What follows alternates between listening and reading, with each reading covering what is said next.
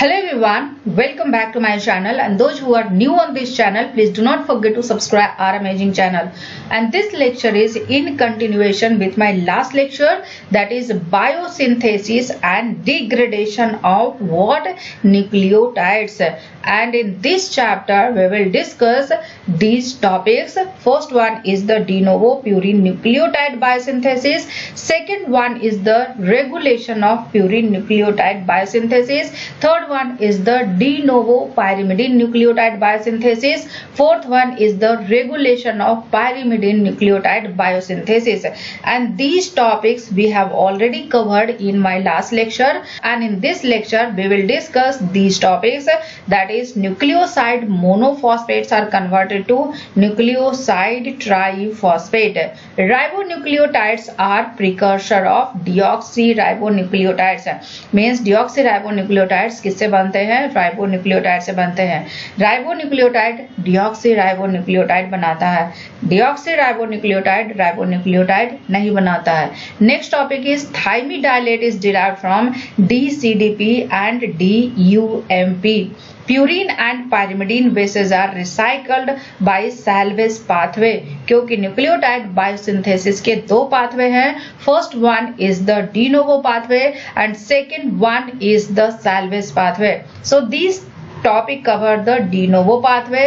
Now this is the salvage pathway. Next topic is the degradation of purines and pyrimidines produces uric acid and urea respectively. Purine के degradation से क्या बनता है? Purine के degradation से बनता है यूरिक एसिड. पायरिमिडीन के डिग्रेडेशन से बनता है urea. So these topics we will cover in this lecture. But before starting the lecture, this is about me. I am Dr. Manisha Sinha, PhD from Jawaharlal Nehru University, New Delhi in plant microbe interaction. I have qualified CSIR, UGC, NET, JRF. Apart from that, I have qualified various national level entrance exam at BSc, MSc and PhD level. I have 8+ year research experience in biological sciences, 4+ year teaching experience and published couple of international research paper. Now let's start the lecture. And the first topic is nucleoside monophosphates are converted to nucleoside triphosphate. So DNA या RNA ये क्या है? ये nucleic acids हैं. और nucleic acid चाहे DNA हो या आरएनए हो, न्यूक्लिक एसिड को बनाने के लिए इनका जो मोनोमर होता है, दे आर न्यूक्लियोटाइड्स. ये क्या होते हैं? न्यूक्लियोटाइड्स होते हैं. मीन्स न्यूक्लिक एसिड का मोनोमर क्या होता है? न्यूक्लियोटाइड्स. और काफी सारे न्यूक्लियोटाइड्स फॉस्फोडाइस्टर बॉन्ड के थ्रू ज्वाइंट होते हैं और वो न्यूक्लिक एसिड्स बनाते हैं. बट न्यूक्लियोटाइड्स जो यूज होता है वो पहले न्यूक्लियोसाइड ट्राइफॉस्फेट में कन्वर्ट होता है. अब सवाल ये है कि न्यूक्लियोसाइड ट्राइफॉस्फेट कैसे बनता है? क्योंकि डी नोवो पाथवे या सैल्वेज पाथवे के थ्रू जो न्यूक्लियोटाइड बनते हैं, दे आर न्यूक्लियोसाइड. अब ये न्यूक्लियोसाइड मोनोफॉस्फेट से न्यूक्लियोसाइड ट्राइफॉस्फेट कैसे बनेगा?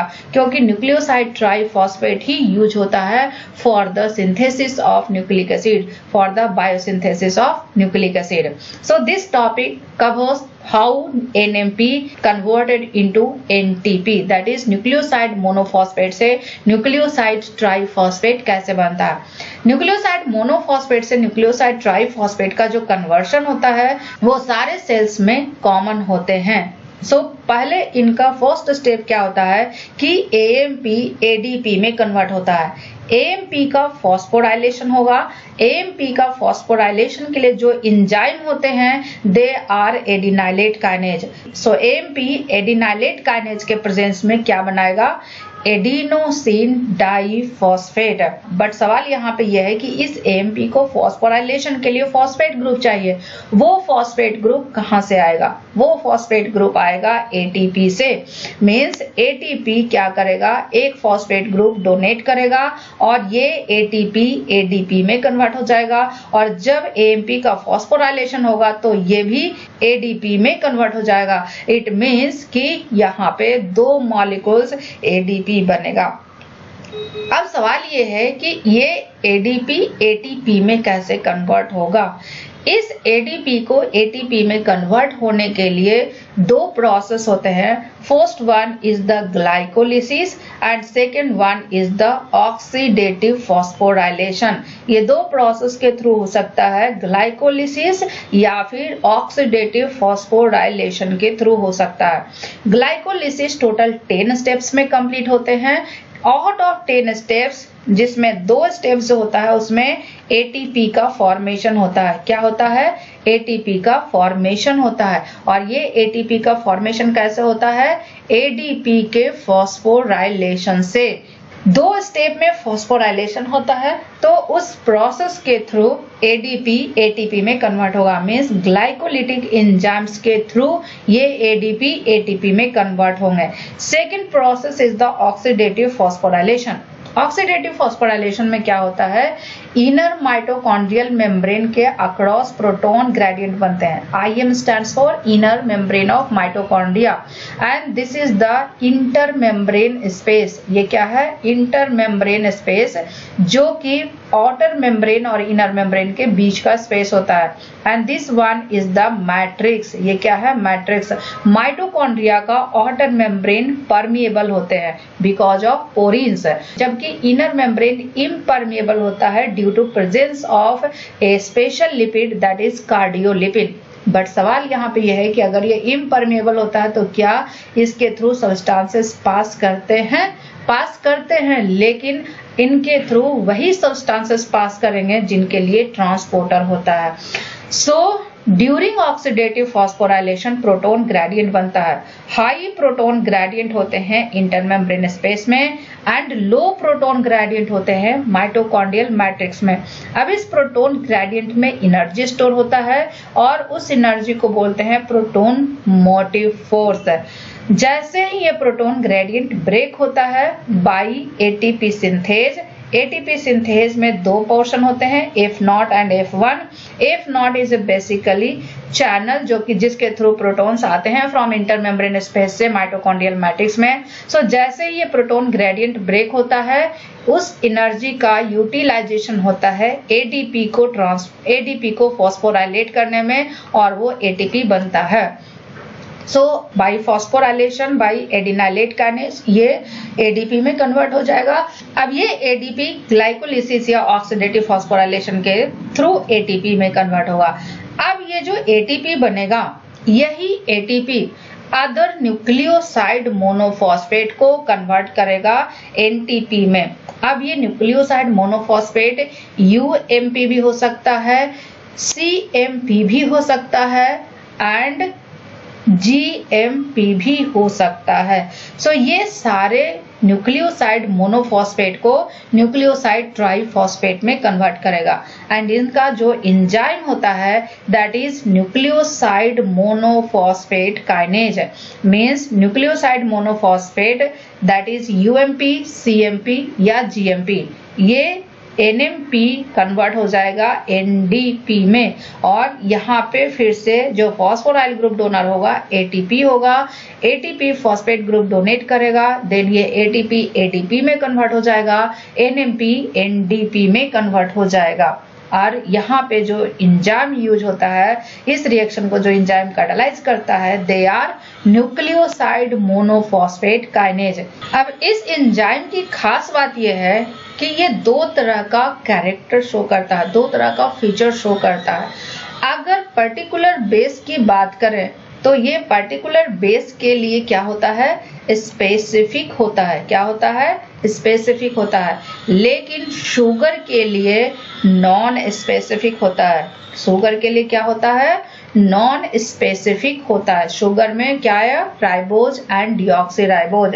पर्टिकुलर बेस मींस गुआनिन हो सकता है, साइटोसिन हो सकता है, यूरासिल हो सकता है। सो ये पर्टिकुलर बेस के लिए स्पेसिफिक होता है लेकिन शुगर के लिए स्पेसिफिक नहीं होता है। It means and the efficient cellular system for rephosphorylating ADP to ATP tend to pull this reaction in the direction of product। अब ये NDP बना, अब ये NDP से NTP कैसे बनेगा? एनडीपी से एनटीपी बनेगा by one ubiquitous enzyme that is nucleoside diphosphate kinase. जब मोनोफॉस्फेट को डाइफॉस्फेट में कन्वर्ट करना था तो एंजाइम क्या था? Nucleoside monophosphate kinase. लेकिन अगर एनडीपी को एनटीपी में कन्वर्ट करना है तो वहां पे एंजाइम क्या होगा? वहां पे एंजाइम होगा न्यूक्लियोसाइड डाइफॉस्फेट काइनेज। अब इस एंजाइम की खास बात यह है कि ये न ही तो बेस के लिए स्पेसिफिक होता है और न ही शुगर के लिए स्पेसिफिक होता है। मींस बेस एंड शुगर दोनों के लिए नॉन स्पेसिफिक होता है। क्या होता है? जो न्यूक्लियोसाइड डाइफॉस्फेट काइनेज है वो बेस एंड शुगर दोनों के लिए नॉन स्पेसिफिक होता है। D represents donor, A represents acceptor. So this is the structure of deoxyribonucleotide as well as ribonucleotide. पहले हम समझते हैं कि न्यूक्लियोटाइड क्या होता है। अगर बेस न्यूक्लियोटाइड में 3 कंपोनेंट होते हैं। First one is the nitrogenous base, second one is the sugar and third one is the phosphate group. Third one क्या होता है? फॉस्फेट ग्रुप होता है। सो नाइट्रोजिनस बेस एंड शुगर इसको बोलते हैं क्या? Nucleoside. Nitrogenous base and sugar को क्या बोलते हैं? न्यूक्लियोसाइड। लेकिन nitrogenous base, sugar and phosphate group in तीनों को बोलते हैं क्या? न्यूक्लियोटाइड। मीन्स जब शुगर से नाइट्रोजिनस बेस अटैच होता है तो वो जो स्ट्रक्चर बनाता है उसको न्यूक्लियोसाइड बोलते हैं। लेकिन शुगर से nitrogenous base as well as phosphate group दोनों अटैच होता है तो उसको न्यूक्लियोटाइड बोलते हैं। मीन्स फॉस्फेट ग्रुप 1 भी हो सकता है, 2 भी हो सकता है, 3 भी हो सकता है। अगर एक फॉस्फेट ग्रुप है तो उसको बोलते हैं न्यूक्लियोसाइड मोनोफॉस्फेट। अगर 2 फॉस्फेट ग्रुप है तो उसको बोलते हैं न्यूक्लियोसाइड डाइफॉस्फेट। अगर 3 फॉस्फेट ग्रुप है तो उसको बोलते हैं nucleoside triphosphate, NMP, NDP and NTP. So this is the structure of deoxyribonucleotides and this is the structure of ribonucleotides. यहाँ पे फॉस्फेट ग्रुप 1 है, so all are nucleoside monophosphate. यहाँ भी एक ही फॉस्फेट है, so all are nucleoside monophosphate. So these 4 structures represent deoxyribonucleotides and these are ribonucleotides. Difference क्या है दोनों में? डिऑक्सीराइबोन्यूक्लियोटाइड्स एंड राइबोन्यूक्लियोटाइड्स में डिफरेंस क्या है इसको हम समझते हैं एक एग्जांपल से। That is deoxy adenosine as well as adenosine. Deoxy adenosine and adenosine में कॉमन क्या है? दोनों में 3 कंपोनेंट्स होंगे, nitrogenous base, sugar and phosphate group. Nitrogenous base, sugar and phosphate group है। नाइट्रोजिनस बेस चाहे डिऑक्सी एडिनोसिन हो या एडिनोसिन हो, ये दोनों में एडिनिन ही होगा और इसमें कोई डिफरेंस नहीं है। फॉस्फेट ग्रुप भी सेम होगा दोनों में, चाहे डिऑक्सी एडिनोसिन हो या फिर एडिनोसिन हो। अब आते हैं शुगर पे।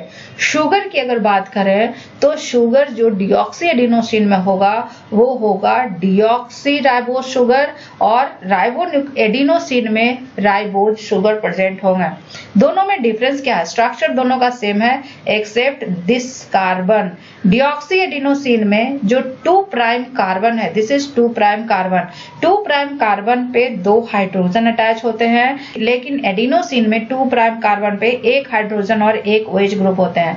सो जो एडिनोसिन है, जो राइबोन्यूक्लियोटाइड होते हैं उसमें शुगर में 2 प्राइम कार्बन पे OH प्रेजेंट होते हैं।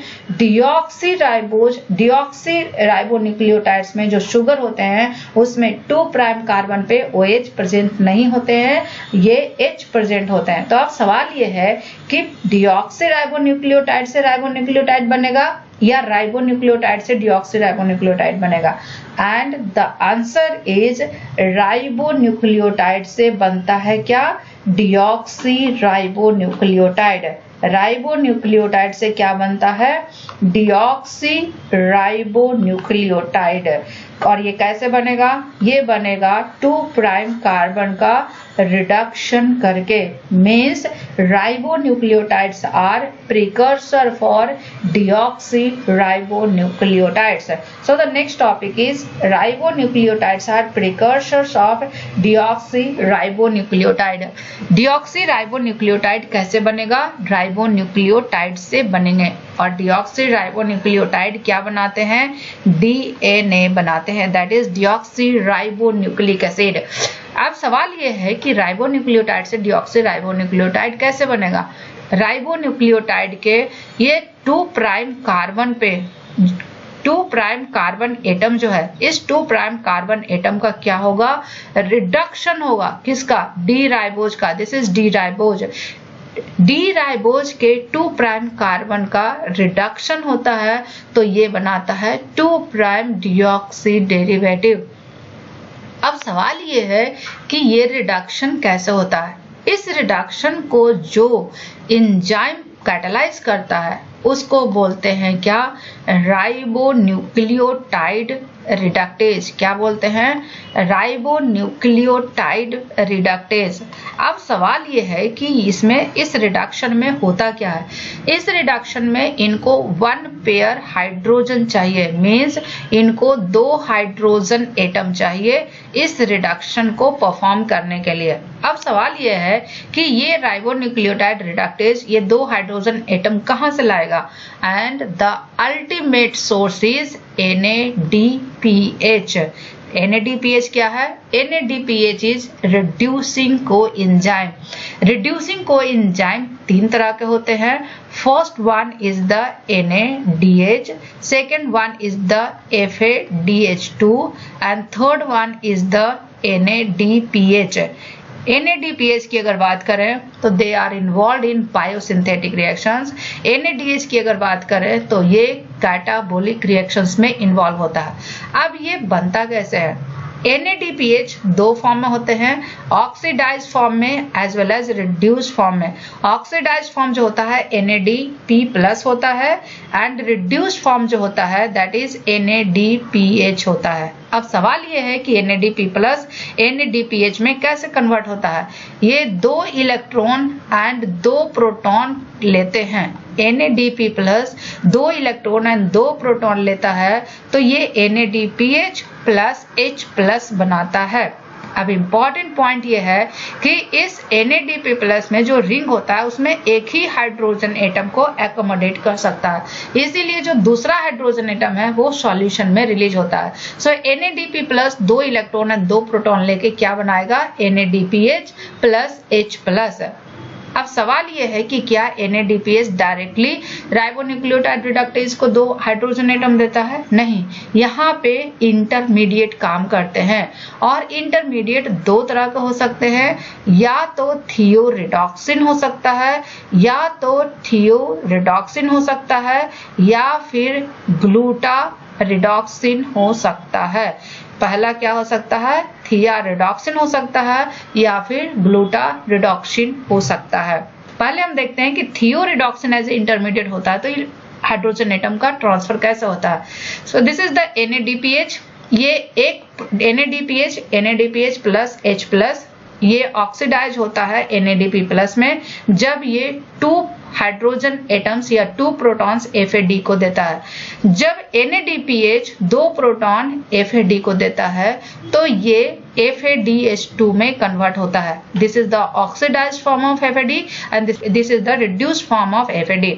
अब इस FADH2 से 2 प्रोटॉन जाएगा ऑक्सीडाइज्ड थियोरिडॉक्सिन में, मीन्स अब ये FADH2 2 प्रोटॉन किसको देगा? ऑक्सीडाइज्ड थियोरिडॉक्सिन को। Oxidised, this is the disulphide bond है, इट मीन्स कि ये ऑक्सीडाइज्ड फॉर्म में है।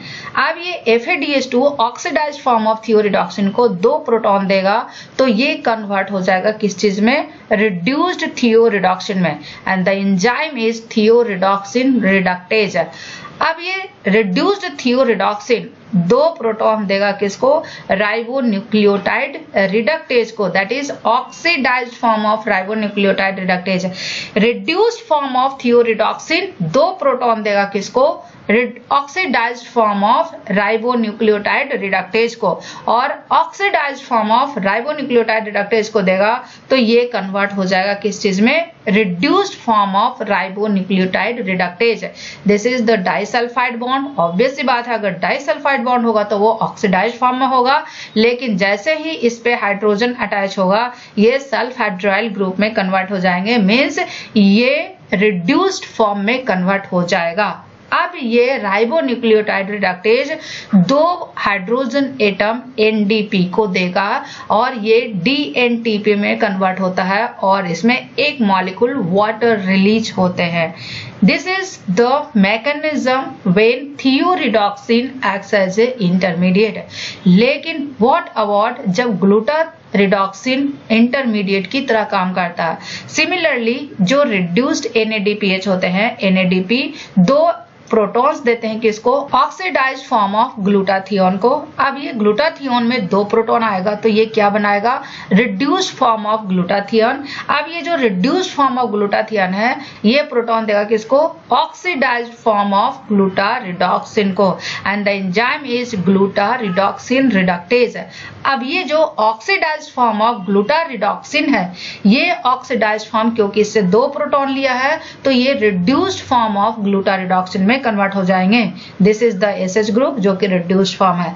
अब ये रिड्यूस्ड फॉर्म ऑफ ग्लूटारिडॉक्सिन है, ये 2 प्रोटॉन देगा किसको, oxidised form of ribonucleotide reductase को, और जब 2 प्रोटॉन देगा तो ये रिड्यूस्ड फॉर्म में कन्वर्ट हो जाएंगे, एंड देन ये reduced form of ribonucleotide reductase जो है 2 प्रोटॉन NDP को देके ये DNDP में कन्वर्ट हो जाता है और एक मॉलिक्यूल वाटर रिलीज होता है। सो 2 इंटरमीडिएट हो सकता है राइबोन्यूक्लियोटाइड रिडक्टेज के लिए। First one is the thioredoxin and second one is the glutaredoxin. So this is the mechanism how ribonucleotide reductase reduces ribonucleotides to deoxyribonucleotides। Ribonucleotide reductase की अगर बात करें तो it is the best characterised example of the involvement of free radicals. इनका जो reaction mechanism है उसमें free radical use होता है, and this is the best example of the involvement of free radicals in biochemical transformation. Biochemical transformation में free radical का use बहुत ही rare होता है।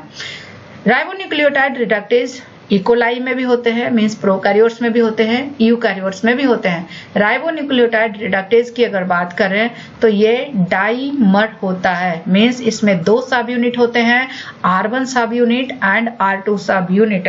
R1 सब यूनिट की अगर बात करें तो R1 सब यूनिट पे 2 तरह के रेगुलेटरी साइट होते हैं। First one is the primary regulatory site and second one is the substrate specificity site. ये प्राइमरी रेगुलेशन साइट है and this one is the substrate specificity site।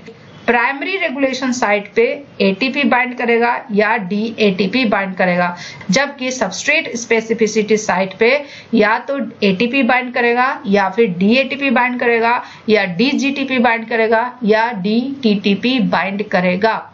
R1 सब unit के अलावा 2 R2 सब unit होता है, एंड R2 सब unit में टायरोसाइल रेडिकल होता है as well as by nuclear iron cofactor होता है। अब ये जो टायरोसाइल रेडिकल है, ये टायरोसाइल रेडिकल फॉर्मेशन में इन्वॉल्व होता है at the active site. This tyrosyl radical is much distance from the active site, so ये डायरेक्ट इन्वॉल्व नहीं होता एक्टिव साइट पे, ये दूसरा रेडिकल जनरेट करता है and that radical is X radical. अब ये XH ग्रुप क्या है, XH is the SH group जो कि सिस्टीन 439 का पार्ट है।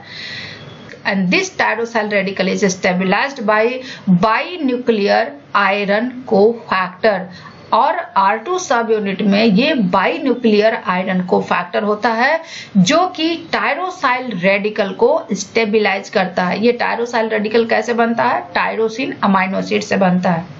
राइबोन्यूक्लियोटाइड रिडक्टेज की अगर बात करें तो इसमें रेगुलेटरी साइट के अलावा एक्टिव साइट भी होते हैं और 2 एक्टिव साइट प्रेजेंट होते हैं। एक्टिव साइट का पोजीशन क्या होता है?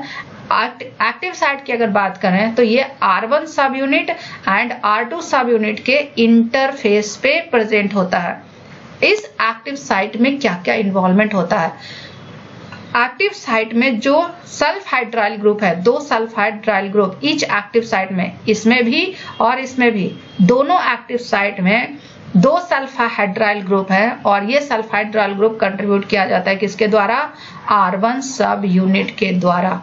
R2 सब यूनिट के द्वारा XH ग्रुप कंट्रीब्यूट किया जाता है जो कि रेडिकल बनाता है और ये रेडिकल इन्वॉल्व होता है रिडक्शन ऑफ राइबो न्यूक्लियोटाइड के, और ये रेडिकल इन्वॉल्व होता है फॉर द रिडक्शन प्रोसेस।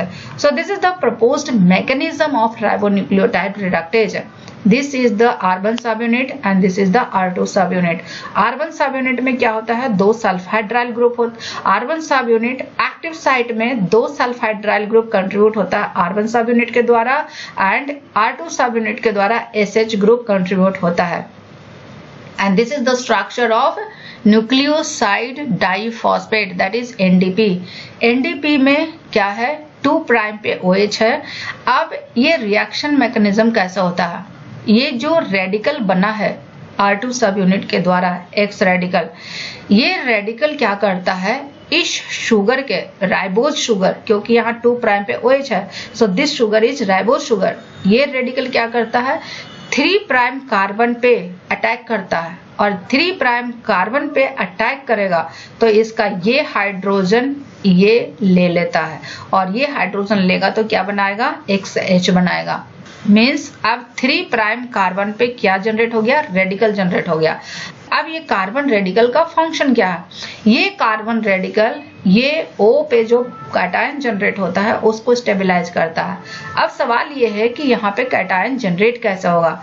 यहाँ पे ऑक्सीजन पे 2 लोन पेयर इलेक्ट्रॉन है जो 2 रेड डॉट से दिखाया गया है। अब ये लोन पेयर इलेक्ट्रॉन इस सल्फेट ड्रिल ग्रुप से हाइड्रोजन को कैप्चर करेगा। मीन्स ये हाइड्रोजन इससे अटैच हो जाएगा और S पे S माइनस आ जाएगा एंड जैसे ही ऑक्सीजन से हाइड्रोजन जुड़ेगा ऑक्सीजन पे पॉजिटिव चार्ज डेवलप कर जाएगा। Means this is the cation. After cation formation ये पूरा का पूरा ग्रुप H2O के फॉर्म में रिलीज हो जाता है और जैसे ही H2O के फॉर्म में रिलीज हो जाएगा इस कार्बन पे जो 2 प्राइम कार्बन है यहाँ पे पॉजिटिव चार्ज डेवलप हो जाएगा। This is the positive charge. जैसे ही पॉजिटिव चार्ज डेवलप होगा जो दूसरा सल्फाइड्राइल ग्रुप है उसके हाइड्रोजन को ये कैप्चर करेगा और जैसे ही यहाँ पे हाइड्रोजन आ जाएगा ये बन जाएगा deoxy form of the ribose.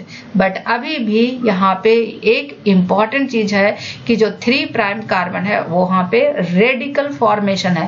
अब ये रेडिकल क्या करेगा? जो हाइड्रोजन यहाँ पे अटैच हुआ था सेम हाइड्रोजन को कैप्चर करेगा और यहाँ पे हाइड्रोजन अटैच होगा। Now this structure is deoxy nucleoside diphosphate. अब जैसे ही डिऑक्सी न्यूक्लियोसाइड डाइफॉस्फेट बनेगा ये एक्टिव साइट से बाहर निकल जाएगा और दूसरा न्यूक्लियोसाइड डाइफॉस्फेट होगा और सेम मैकेनिज्म के थ्रू डिऑक्सी न्यूक्लियोसाइड डाइफॉस्फेट बनाएगा। यहाँ पे एक और इम्पॉर्टेंट पॉइंट है, ये जो 2 सल्फाइड्राइल ग्रुप है दोनों सल्फाइड्राइल ग्रुप का हाइड्रोजन रिलीज हो गया है और ये दोनों बना दिया है क्या? Disulphide bond. डाइसल्फाइड बॉन्ड फिर से ये रिड्यूस हो जाएगा। This is the oxidised form. ये फिर से रिड्यूस होगा और इसको रिड्यूस कौन करेगा? इसको रिड्यूस करेगा जो 2 हाइड्रोजन आता है NADPH से वो रिड्यूस करेगा। उसका इंटरमीडिएट 2 हो सकता है, या तो थियोरिडॉक्सिन हो सकता है या तो ग्लूटारिडॉक्सिन हो सकता है। थियोरिडॉक्सिन एंड ग्लूटारिडॉक्सिन से 2 हाइड्रोजन आएंगे, अल्टीमेटली वो NADPH से आता है, 2 हाइड्रोजन आएगा और ये 2 सल्फाइड्राइल ग्रुप बनाएगा and this enzyme is again ready for the new formation of deoxy nucleoside monophosphate. So this is all about the mechanism of ribonucleotide reductase. Ribonucleotide reductase की अगर बात करें तो टोटल 4 क्लास होते हैं. राइबोन्यूक्लियोटाइड रिडक्टेज का 4 class होता है. First one is the class 1, second one is the class 2, third one is the class 3, fourth one is the class 4. अब ये चारों क्लास जो राइबोन्यूक्लियोटाइड रिडक्टेज का है ये 2 चीजों में डिफर करता है. पहला, identity of the group supplying the active site radical, and दूसरा cofactors used to generate the active site radical. किस चीज में डिफर करता है? पहला डिफर करता है identity of the group supplying the active site radical, and second differ करता है cofactor used to generate the active site radical. Means इसमें डिफर करता है और इसमें डिफर करता है. क्लास 1 एंजाइम की अगर बात करें तो इकोलाई क्लास 1 एंजाइम की अगर बात करें तो टायरोसाइल रेडिकल को जनरेट करने के लिए इसमें ऑक्सीजन की रिक्वायरमेंट होती है. क्या होती है? ऑक्सीजन की रिक्वायरमेंट होती है. इट मीन्स कि ये एरोबिक इन्वायरमेंट में काम करेगा. क्लास 2 एंजाइम की अगर बात करें तो ये अदर माइक्रो ऑर्गेनिजम्स में होते हैं. इसमें जो बाई न्यूक्लियर आयरन कोफैक्टर है, बाई न्यूक्लियर आयरन कोफैक्टर की जगह इसमें होता है 5 prime deoxy adenosyl cobalamin. क्या होता है? 5 prime deoxy adenosyl cobalamin present होते हैं. नाउ क्लास 3 एंजाइम की अगर बात करें तो क्लास 3 एंजाइम एनएरोबिक इन्वायरमेंट के लिए इवॉल्व हुआ है. किसके लिए इवॉल्व हुआ है? अनएरोबिक इन्वायरमेंट के लिए इवॉल्व हुआ है. इकोलाई कंटेंस, इकोलाई में क्लास 3 एंजाइम्स भी प्रेजेंट होते हैं जो कि एनएरोबिक कंडीशन में काम करता है. इसकी खास बात यह है कि इसमें होता है आयरन सल्फर क्लस्टर जो इस बाई न्यूक्लियर आयरन कोफैक्टर से डिफरेंट है. इसके अलावा इसमें NADPH की रिक्वायरमेंट होती है एंड तीसरा एस एडिनोसाइल की रिक्वायरमेंट होती है. क्या होती है? एस एडिनोसाइल मिथियोनिन की रिक्वायरमेंट होती है. क्या होती है?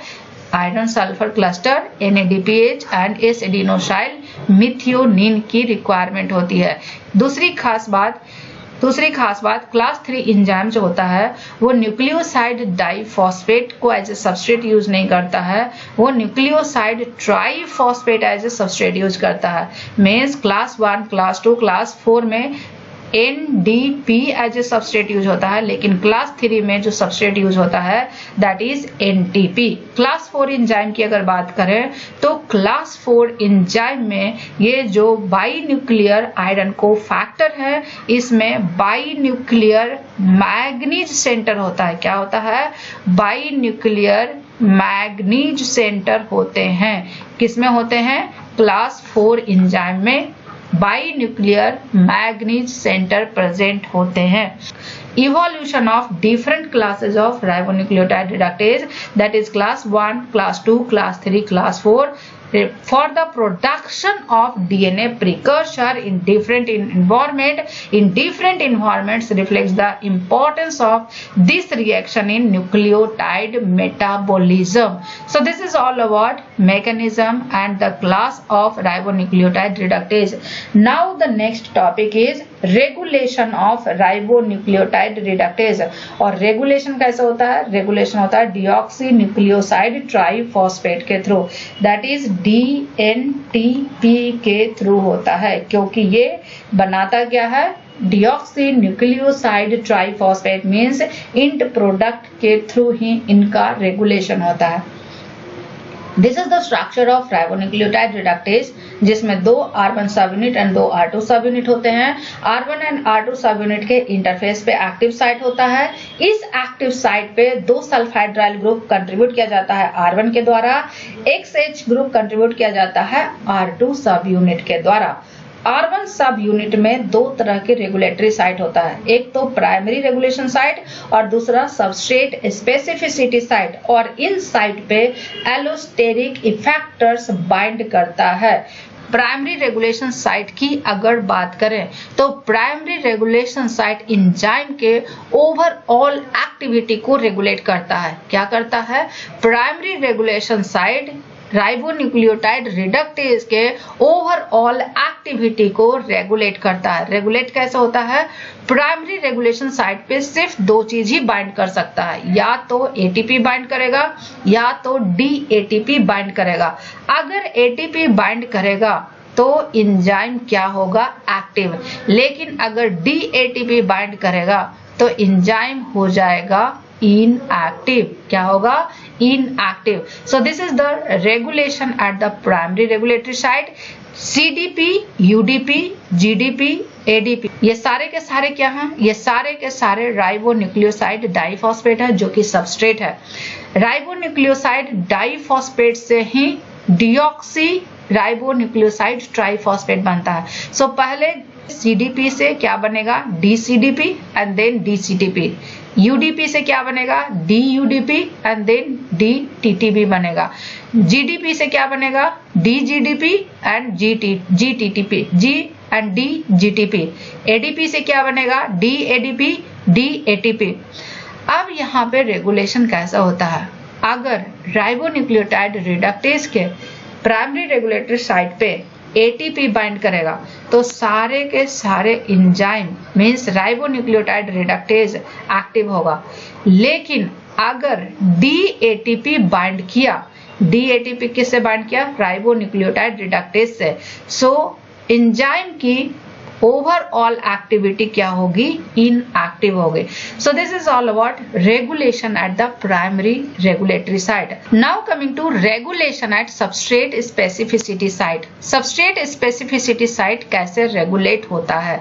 सबस्ट्रेट स्पेसिफिसिटी साइट पे जो एलोस्टेरिक इफेक्टर बाइंड करता है दैट इज एटीपी, डीएटीपी, डीजीटीपी या डीटीटीपी। अगर सबस्ट्रेट स्पेसिफिसिटी साइट पे एटीपी या डीएटीपी बाइंड किया तो ये क्या करेगा? यूडीपी या सीडीपी के रिडक्शन को फेवर करेगा। इट मींस कि डीयूटीपी बनेगा या डीसीटीपी बनेगा। सो this is the regulation at the substrate specificity site. अगर राइबोन्यूक्लियोटाइड रिडक्टेज के सबस्ट्रेट स्पेसिफिसिटी साइट पे एटीपी या डीएटीपी बाइंड करेगा तो यूडीपी या सीडीपी के रिडक्शन फेवर करेगा। यूडीपी या सीडीपी का रिडक्शन फेवर होगा। मींस यूडीपी का रिडक्शन होगा तो क्या बनेगा? डीयूडीपी बनेगा या एंड देन डीटीटीपी बनेगा। देन सीडीपी का रिडक्शन होगा तो डीसीडीपी बनेगा या फिर डीसीटीपी बनेगा। दूसरा एलोस्टेरिक इफेक्टर क्या है? डीजीटीपी या डीटीटीपी। अगर डीजीटीपी बाइंड करता है, डीजीटीपी बाइंड करेगा तो ये एडीपी के रिडक्शन को फेवर करेगा। लेकिन अगर डीटीटीपी बाइंड करता है तो ये जीडीपी के रिडक्शन को फेवर करेगा। सो अगर डीजीटीपी बाइंड करेगा तो क्या करेगा? ये एडीपी के रिडक्शन को फेवर करेगा। लेकिन अगर डीटीटीपी बाइंड करेगा तो ये डीजीडीपी के फॉर्मेशन को, डीजीडीपी के रिडक्शन को स्टिमुलेट करता है। मींस अगर डीटीटीपी बाइंड करेगा तो ये जीडीपी के रिडक्शन को फेवर करेगा और ये डीजीटीपी बनाएगा। So this is the regulation of ribonucleotide reductase by deoxy nucleoside triphosphate. Deoxynucleoside triphosphate. Now coming to the thymidylate. De novo pathway के थ्रू अभी तक हमने देखा प्यूरिन एंड पायरिमिडीन बना। क्या बना? प्यूरिन एंड पायरिमिडीन बना।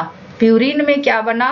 प्यूरिन में बना एडेनिन एंड गुआनिन, एएमपी या जीएमपी। पायरिमिडीन में क्या बनेगा? पायरिमिडीन में क्या बनेगा? डीएनए में सीएमपी बना या फिर यूएमपी बना। लेकिन डीएनए में यूरासिल प्रेजेंट नहीं होता है, डीएनए में थाइमीन प्रेजेंट होते हैं। अब सवाल यह है कि थाइमिडाइलेट बनेगा कैसे? Thymidylate that is dTMP. DTMP is the deoxythymidine monophosphate. अब डीटीएमपी कैसे बनता बनता है, इनका जो इमीडिएट प्रिकर्सर है DUMP है। DUMP से थायमिडाइलेट सिंथेज के प्रेजेंस में DTMP बनता है। बट सवाल ये है कि DUMP कैसे बनेगा? DUMP बनता है DUTP से, that is deoxy uridylate triphosphate. DUTP से बनता है DUMP by the enzyme DUTPase। अब ये जो DUTP है इनका दो सोर्स है, या तो ये DUDP के फॉस्फोराइलेशन से बनेगा and the enzyme is nucleoside diphosphate kinase. DUDP बनेगा UDP से by reduction and the enzyme is ribonucleotide reductase. DUTP DCTP से भी बनता है बाय डीएमिनेशन एंड DCTP बनेगा DCDP से एंड DCDP बनेगा CDP से। मींस DTMP कैसे बनेगा? DTMP अल्टीमेटली बनेगा DCDP से या फिर DUDP से। So the immediate precursor of thymidylate monophosphate is DUMP। क्या है? DUMP। एंड DTMP के फॉर्मेशन को जो एंजाइम कैटालाइज करता है दैट इज थायमिडाइलेट सिंथेज। अब ये थायमिडाइलेट सिंथेज कैसे वर्क करता है? थायमिडाइलेट सिंथेज क्या करता है? DUMP को DTMP में कन्वर्ट करता है।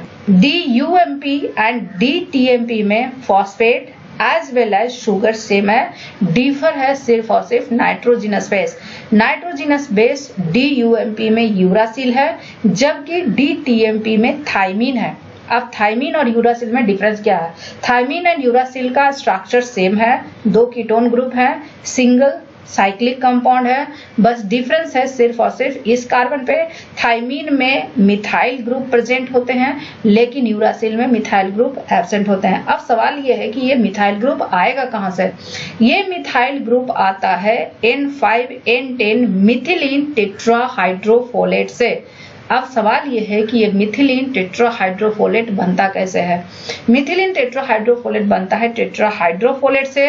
टेट्राहाइड्रोफोलेट से जब सेरीन रिएक्ट करता है and the enzyme is serine hydroxy methyl transferase और यहाँ पे कोफैक्टर है पायरिडॉक्सिल फॉस्फेट। जब सेरीन रिएक्ट करता है तो यहाँ पे CH2 ग्रुप सेरीन का ट्रांसफर होता है जो कि सेरीन ग्रुप का CH2 ग्रुप का कार्बन अटैच होता है इस नाइट्रोजन से एंड इस नाइट्रोजन से और ये 5 मेंबर्ड रिंग बनाते हैं। देन मिथिलीन टेट्राहाइड्रोफोलेट का ये मिथिलीन ग्रुप और ये हाइड्रोजन यहाँ से अटैच होकर यहाँ जाता है in the form of methyl group. Methylene tetrahydrofolate बनता है क्या? 7,8 डाइहाइड्रोफोलेट में 7,8 डाइहाइड्रोफोलेट 7,8 डाइहाइड्रोफोलेट क्या करेगा? रिड्यूस करेगा और ये टेट्राहाइड्रोफोलेट बनाएगा and reducing coenzyme is NADPH। So ultimately DUMP convert होता है DTMP में by the enzyme thymidylate synthase और यहाँ पे मिथाइल ग्रुप डोनर क्या है? N5N10 methylene tetrahydrofolate. Now the next topic is degradation of purine and pyrimidine. Purine के degradation से बनता है यूरिक एसिड। क्या बनता है? Uric acid. जबकि पायरिमिडीन के रिडक्शन से क्या बनता है? यूरिया। अब सवाल यह है कि ये बनता कैसे है? प्यूरिन की अगर बात करें तो प्यूरिन क्या होता है? AMP या GMP। प्यूरिन की जो बायोसिंथेसिस होती है डिनोवो पाथवे से वो या तो AMP बनाता है या GMP बनाता है। अब इनका डिग्रेडेशन कैसा होगा? पहले आते हैं GMP पे। GMP की हाइड्रोलिसिस होती है और इनका फॉस्फेट ग्रुप रिलीज हो जाता है। GMP में कितने फॉस्फेट ग्रुप है? मोनोफॉस्फेट है तो ऑब्वियस सी बात है एक फॉस्फेट ग्रुप होगा। एक फॉस्फेट ग्रुप रिलीज हो जाता है by hydrolysis and the enzyme is 5 prime nucleotidase. तो ये क्या बनाएगा? गुआनोसिन। अब गुआनोसिन का फिर से हाइड्रोलिसिस होता है एंड देन यहाँ से राइबोस शुगर रिलीज होता है एंड द एंजाइम इज न्यूक्लियोसिडेज। जैसे ही राइबोस रिलीज होता है गुआनोसिन गुआनिन में कन्वर्ट हो जाते हैं। Guanine is nitrogenous base. अब ये गुआनिन की हाइड्रोलिसिस होती है और इनमें अमाइनो ग्रुप रिलीज हो जाते हैं। दिस अमाइनो ग्रुप रिलीज हो जाता है और यहाँ पे OH ग्रुप आ जाता है और इस स्ट्रक्चर को बोलते हैं जैंथीन। एंड जैंथीन कन्वर्ट हो जाता है किस चीज में, यूरिक एसिड में, by the enzyme xanthine oxidase. Xanthine oxidase की अगर बात करें तो ये फ्लैवो एंजाइम है, ये क्या है, फ्लैवो एंजाइम है। और यहाँ पे molybdenum atom as a cofactor होते हैं एंड 4 आयरन सल्फर सेंटर होता है, क्या होता है, 4 आयरन सल्फर सेंटर होता है। Means xanthine oxidase is a flavo enzyme जिसमें एक मॉलिब्डेनम एटम होते हैं और कोई 4 आयरन सल्फर सेंटर प्रेजेंट होता है। Now coming to AMP. AMP में भी सेम पाथवे होगा, पहले हाइड्रोलिसिस के थ्रू इनऑर्गेनिक फॉस्फेट रिलीज होगा, देन अमाइनो ग्रुप रिलीज होगा और ये बनाएगा क्या, इनोसिन। इनोसिन में हाइड्रोलिसिस होगा तो राइबोस शुगर रिलीज होगा और ये बनाएगा हाइपोजैंथीन। हाइपोजैंथीन जैंथीन बनाता है एंड जैंथीन कन्वर्ट होता है यूरिक एसिड में। सो प्यूरिन के डिग्रेडेशन से क्या बनेगा, यूरिक एसिड बनेगा and this uric acid is excreted in product of purine catabolism in primates, birds, reptiles and insects. Mammals में ये अलग अलग फॉर्म में कन्वर्ट होते हैं। ये यूरिक एसिड एलेंटोइन में कन्वर्ट होता है, that is in most mammal. Allantoate में कन्वर्ट होता है इन बोनी फिशेस। एलेंटोएट फिर यूरिया में कन्वर्ट होता है in amphibians, cartilaginous fishes, amphibians and cartilaginous fishes and urea ammonia में कन्वर्ट होता है in marine, in vertebrates. Now the degradation of pyrimidines.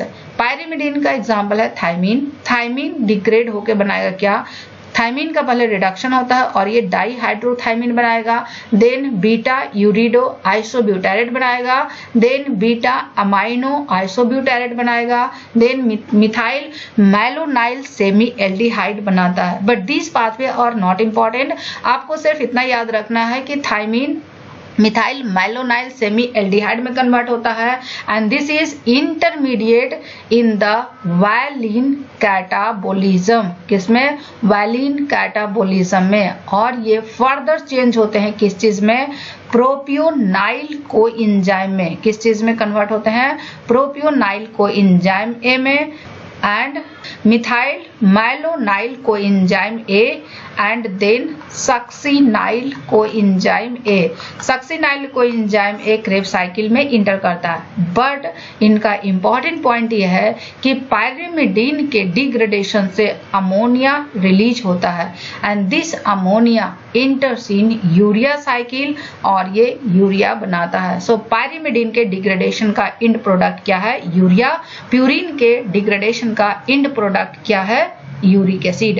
Now the salvage pathway for nucleotide biosynthesis. Purine and pyrimidine bases recycled होते हैं by salvage pathway. Means nucleotide degradation के through जो purine and pyrimidine bases release हुए हैं वो further recycle होते हैं और वो न्यूक्लियोटाइड बनाता है। फॉर एग्जांपल एडेनिन की अगर बात करें, सो एडेनिन जो होता है दैट इज फ्री एडेनिन। ये फ्री एडेनिन PRPP से रिएक्ट करता है और ये एडिनोसिन मोनोफॉस्फेट बनाता है और ये इनऑर्गेनिक पायरोफॉस्फेट रिलीज होता है and then this adenosine monophosphate further diphosphate triphosphate बनाएगा। Free guanine and hypoxanthine salvaged by the same pathway by hypoxanthine guanine phosphoribosyl transferase. A similar salvage pathway exists for pyrimidine bases in microorganisms and possibly in mammals. So this is all about biosynthesis and degradation of nucleotides and stay tuned for the next lecture.